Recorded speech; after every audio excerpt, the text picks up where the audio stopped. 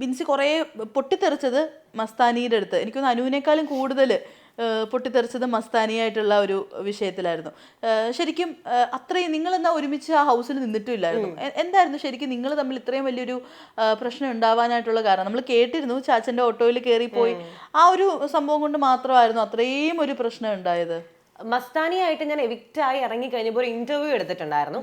ആ ഇന്റർവ്യൂവിൽ മസ്താനി പറഞ്ഞത്, ബിൻസി ദാരിദ്ര്യം വിറ്റ് ജീവിക്കാനായിട്ടല്ലേ ബിഗ് ബോസിൽ പോയത്, ബിൻസിയുടെ ചാച്ചൻ ഓട്ടോ ഓടിക്കുകയല്ലേ, അപ്പൊ എപ്പോ എവിടെ നോക്കിയാലും ലൈവ് കാണുന്ന സമയത്ത് ഫുള്ളും ബിൻസി ഇരുന്ന് പറയുന്നത് ചാച്ചൻ ഓട്ടോ ആണ്, എന്റെ ഗോൾഡ് പണയം വെച്ചിട്ടാണ് വന്നത്, വീട്ടിൽ പൈസ ഇല്ല എന്നുള്ള കാര്യങ്ങളൊക്കെ ആണല്ലോ.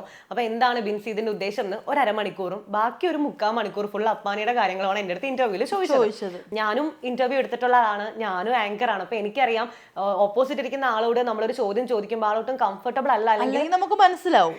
അതെ, അത് മനസ്സിലാകും. അല്ലാതെ വീണ്ടും വീണ്ടും അത് ചോദിച്ച് മുൻപിലിരിക്കുന്ന ആൾ ഇറിറ്റേറ്റ് ചെയ്യുക എന്നുള്ളത് അത്ര ശരിയായ കാര്യമായിട്ട് എനിക്ക് തോന്നുന്നുണ്ടായിരുന്നില്ല. അപ്പൊ അന്ന് ഇന്റർവ്യൂ നമ്മൾ ഹാപ്പി ആയിട്ട് എൻഡ് ചെയ്തു, അവിടുന്ന് പോന്നു, വീഡിയോ അപ്ലോഡ് ചെയ്തു. അതെല്ലാം കഴിഞ്ഞ് കുറച്ച് ദിവസത്തിനുള്ളിലാണ് മസ്താനി ബിഗ് ബോസിലേക്ക് പോകുന്നത്. അപ്പൊ എനിക്ക് ആളോട് നേരിട്ട് ചോദിക്കാനോ ഒരു പ്രശ്നം ഉണ്ടാക്കാനോ ഒന്നും താല്പര്യം ഉണ്ടായിരുന്നില്ല. ഞാൻ നേരത്തെ പറഞ്ഞ പോലെ എവിക്റ്റായി വന്നൊരു മാനസികാവസ്ഥ അതൊട്ടും ഓക്കെ ആയിരുന്നില്ല ഞാൻ. അപ്പൊ എനിക്കൊരു വഴക്കിന് പോകാനൊന്നും വയ്യ, എന്തെങ്കിലും ആവട്ടെ എന്ന് പറഞ്ഞു. പക്ഷെ ആ ഇന്റർവ്യൂവിന്റെ താഴെ വന്ന കമന്റ്സ് സഹിക്കാൻ പറ്റാത്ത കമന്റ്സ് ആയിരുന്നു എനിക്ക് വന്നത് ഫുള്ളും. ആ ഇന്റർവ്യൂവിന്റെ പേരിൽ ഞാൻ കുറേ നെഗറ്റീവ്, വീണ്ടും ഞാൻ PR അറ്റാക്ക് അല്ലെങ്കിൽ സൈബർ ബുള്ളിങ് നേരിട്ട ഒരാളാണ്, അതുകൊണ്ട് മാത്രം. അത് കഴിഞ്ഞ് മസ്താനി എവിക്റ്റായി വന്നു, ഓക്കെ. അത് കഴിഞ്ഞിട്ട് എനിക്ക് മസ്താനിനെ നേരിട്ട് കാണാനായിട്ട് ഒരു അവസരം കിട്ടുന്നത് BBയിൽ നമ്മൾ ഹൗസിൽ കയറിയപ്പോഴാണ്. ആ സമയത്തും മസ്താനി വന്നപ്പോൾ തന്നെ എല്ലാവരുടെ അടുത്തും കരഞ്ഞുകൊണ്ടാണ് ആള് നമ്മുടെ വീട്ടിലേക്ക് കയറി വരുന്നത്. എല്ലാവരുടെ അടുത്തും അവൾക്കുണ്ടായ ബുദ്ധിമുട്ടുകളും കാര്യങ്ങളൊക്കെ പറഞ്ഞ് കുറേ ആളുകൾ ആശ്വസിപ്പിക്കുന്നുണ്ട്. ഓരോ കോർണറിലും നമ്മൾ നോക്കുമ്പോഴും മസ്താനിനെ കരച്ചില്ല, അതിനെ ആശ്വസിപ്പിക്കാൻ, ലൈവ് കണ്ടവർക്ക് മനസ്സിലായി കാണും, ഫുൾ ആശ്വസിപ്പിക്കാനായിട്ടുള്ള ആൾക്കാരാണ്. എൻ്റെ അടുത്ത് ആള് മിണ്ടാൻ വേണ്ടി വന്നില്ല, ജസ്റ്റ് ഒരു ഹായ് പറഞ്ഞു, ഞാൻ ഓക്കെ പറഞ്ഞ് നേരെ അകത്തേക്ക് കയറുമായിരുന്നു. അത് കഴിഞ്ഞ് പിറ്റേ ദിവസം സമാധാനമായിട്ട് ഭക്ഷണം കഴിക്കാനിരുന്ന എൻ്റെ അടുത്താണ് മസ്താനി വന്നിട്ട് ചോദിക്കുന്നത്, ബിൻസി എന്താണ് പ്രശ്നം, എന്താണ് കാര്യം എന്നൊക്കെ ചോദിച്ച് ആളങ്ങ് തുടങ്ങുകയാണ്. അതായത് നിങ്ങൾ ഒരു വലിയൊരു കോണ്ടാക്ട് ഇല്ലാത്ത എന്തുകൊണ്ടാണെന്നുള്ള രീതിയിൽ, എന്താണ് ബിൻസി പ്രശ്നം, എന്താണ് എൻ്റെ അടുത്ത് മിണ്ടാത്തത്, എന്താണ് കാര്യം എന്നൊക്കെ ചോദിച്ചപ്പോൾ ഞാൻ പറഞ്ഞു, മസ്താനി എനിക്ക് സംസാരിക്കാൻ താല്പര്യമില്ല, ഞാൻ ഒഴിഞ്ഞു മാറുന്നുണ്ട്, എനിക്ക് സംസാരിക്കാൻ താല്പര്യമില്ല എന്ന് തന്നെയാണ് പറയുന്നത്.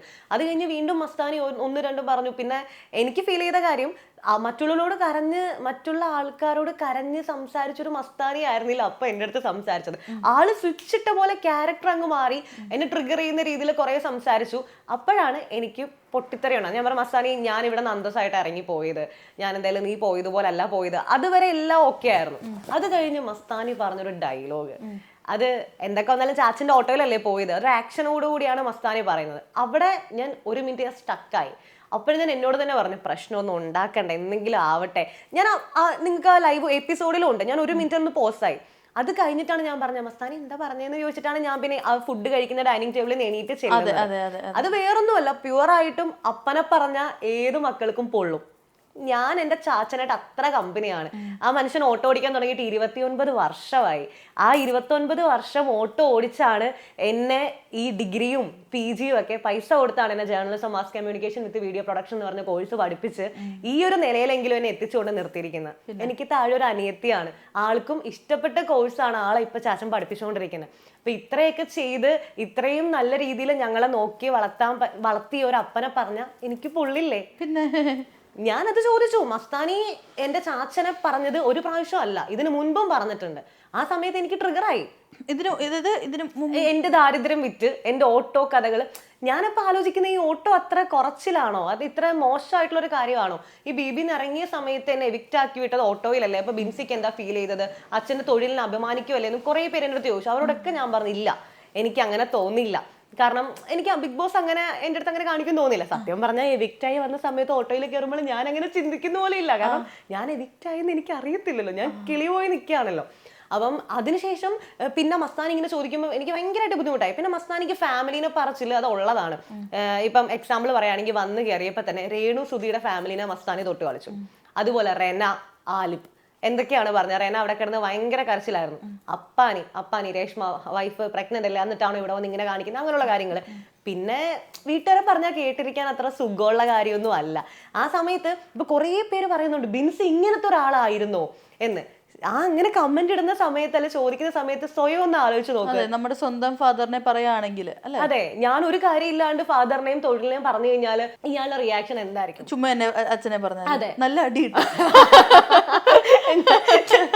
ഞാൻ അത്രയും ചെയ്തോളൂ. ആ സമയത്തെ നമുക്ക് വേറൊന്നും തോന്നത്തില്ല, ക്യാമറ ഉണ്ട് അല്ലെങ്കിൽ ആൾക്കാരോടൊന്നും തോന്നത്തില്ല. സഡൻ ആയിട്ട് നമ്മൾ അങ്ങനെ ചെയ്തു പോകും. അതെ, അതാണ് നമുക്ക് കൺട്രോൾ ചെയ്യാൻ പറ്റില്ല. അതെ, പക്ഷെ ആ സമയത്ത് മസ്താനി അവിടെ സൈലന്റ് ആയിട്ടിരുന്നു. ഞാൻ മസ്താനി അടുത്ത് എന്താ ചോദിക്കുന്നുണ്ട്, എന്തെങ്കിലും പറയാനുണ്ടോ, മറുപടി ഉണ്ടോ എന്ന് ചോദിക്കുന്ന സമയത്ത് പോലും മസ്താനി അവിടെ സൈലന്റ് ആയിരുന്നു. പക്ഷെ കളി മാറിയത് ഈ സൈലന്റ് ആയിട്ടുള്ള മസ്താനി ഉത്തരം മുട്ടിയിരിക്കുകയായിരുന്നു അവിടെ, അങ്ങനെ വേണം പറയാൻ. അതിനെ ഭയങ്കര പോസിറ്റീവായിട്ട് പുറത്ത് നല്ല റീലൊക്കെ ചെയ്ത് സ്ലോ മോഷൻ ഒരു സാധനമൊക്കെ പിടിച്ച് സാഡ് BGM ഒക്കെ ഇട്ട് റീൽ എഡിറ്റ് ചെയ്യാൻ മസ്താനിക്ക് അവിടെ ഒരു നല്ലൊരു PR ടീം ഉണ്ടായിരുന്നു എന്നുള്ള സത്യം പുറത്ത് വന്നപ്പോഴാണ് എനിക്ക് മനസ്സിലായത്. PR ടീം ഉണ്ടായിരുന്നോ? യെസ്, പുറത്ത് വന്നപ്പോൾ നമ്മുടെ ഓൺലൈൻ മീഡിയാസിലെ ചേട്ടന്മാർ തന്നെയാണ് എൻ്റെ അടുത്ത് പറഞ്ഞത്. രണ്ടുപേരും എൻ്റെ അടുത്ത് പറഞ്ഞു, ബിൻസി മസ്താനിക്ക് നല്ല PR ഉണ്ടായിരുന്നു, എന്തെങ്കിലും കൊടുത്തിട്ട് പോവായിരുന്നില്ലേ?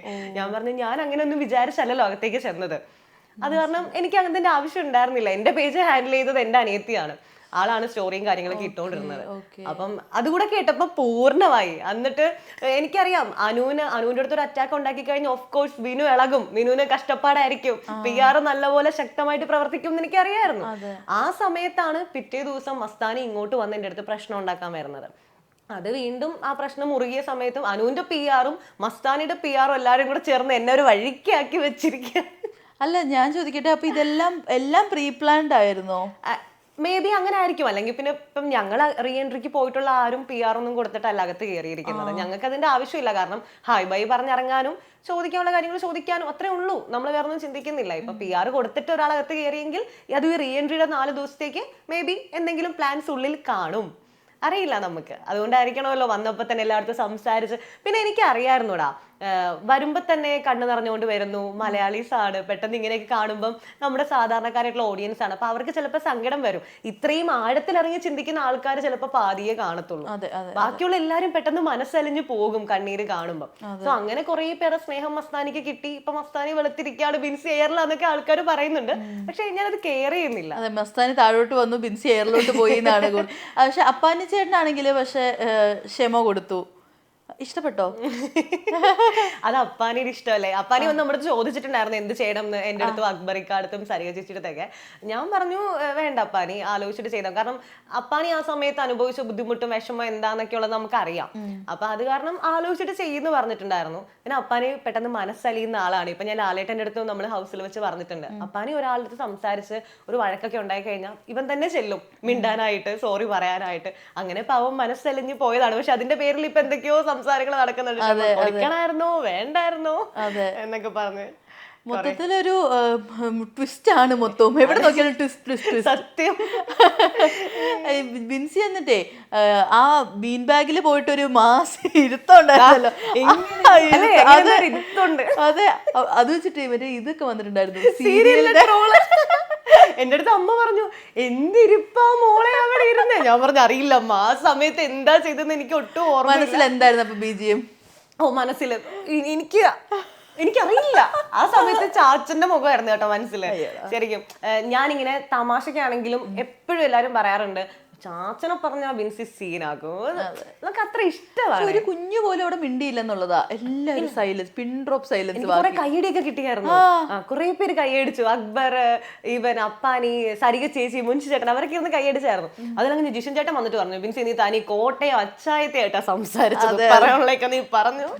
മോളേന്നൊരു വിളിയും എവിടുന്ന് വന്നു. ശരിക്കുള്ള ബിൻസി അങ്ങനെയല്ല കേട്ടോ, അറിയാണ്ട് ഉള്ളിന്ന് വന്നു പോയതാ. എന്റെ അമ്മയൊക്കെ ചോദിച്ചു എന്താ മോളെ നീ അങ്ങനെയൊക്കെ പറഞ്ഞു. ഞാൻ പറഞ്ഞു അറിയില്ല അമ്മ,